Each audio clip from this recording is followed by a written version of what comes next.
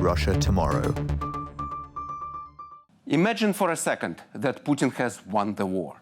What would he get for it? A devastated economy, total isolation on the global stage, widespread poverty, repression and censorship, and a growing need to continue terrorizing Ukrainians who would never succumb to Moscow's rule. And hundreds of thousands of soldiers who would return to their homes after experiencing the horrors of war. Not a future that any nation, or any government for that matter, would strive for. But guess what? Putin is losing the war, and this is Russia's future anyway. And it has already come. Russian soldiers, traumatized by the violence on the battlefield, are returning home. And they carry their traumas with them. Here and there, we already hear reports of violence in which veterans of the war in Ukraine are involved. The Moscow Times has taken a look at the effects of post-traumatic stress disorder on soldiers from Russia's 64th Motorized Rifle Brigade, after a number of them returned home from the war with scars on the inside. We are pleased to have Anastasia Tenisheva with us. Anastasia, welcome to Russia Tomorrow. Yep, thank you for inviting me. Anastasia, talking about this post-traumatic stress disorder, after you wrote this story, do you have the number of how many, the estimated number of how many soldiers returning back home are clinically affected? Well, unfortunately, I don't have like the concrete number. Those soldiers, they are like, they're still returning from the war in Ukraine, and the number is still unclear.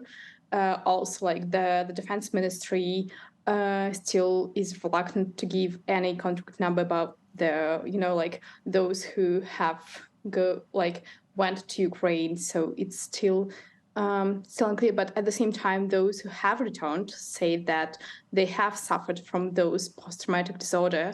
Things that they have witnessed in Ukraine have affected them. At least those who have spoken to me, they said that those lives is kind of like affected, and it's not going to be the same. Do these people, also from the experience of previous wars, would it be Afghanistan or Chechnya? As I understand, these people, they have difficulties adapting to normal lives. They have difficulties at socializing at various levels. Isn't it true?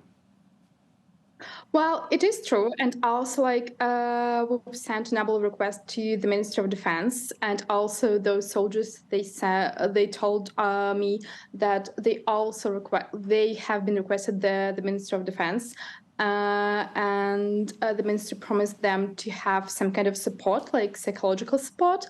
But at the same time, no one who spoke to me, no one had. Proper treatment, psychological treatment. They have been offered some kind of treatment but at the same time, they have been, just went to a doctor who said that, it is fine. You can do, what you want to do after you've been in Ukraine for 6 months, for example. So I think the current situation is that just no one cares right now in Russia. No one thinks about those soldiers who want to adjust to their normal life in Russia after their experience in Ukraine. They just don't want to create some kind of programs for those soldiers. We already know these reports of those returning to Russia from the battlefield being involved in clashes, in some incidents here in Russia, and more of them will come back home. Do you expect violence to spread in Russia after this war is over? We cannot judge right now how those soldiers will react after the war. I've seen a number of reports, and definitely I think that the general trend is really, really worrying. Anastasia Tenisheva from the Moscow Times with the story of at the Moscow Times of the soldiers suffering from post-traumatic stress disorder coming back home from the battlefield. Anastasia, thank you very much for being with us. Thank you for inviting me. We operated in Russia for 12 years, and the government tried to get rid of us 3 times. They got us on the 6th day of the war in Ukraine. Мы временно приостанавливаем работу телеканала. We left Russia, but we kept going. We have now decided to tell the truth about Russia, the war, and Russian society in English as well. Kherson is Putin's 3rd major defeat in a row. What is wrong with the Russian army? Stories no one else can tell you. Hear it right from the source. Subscribe to our channel.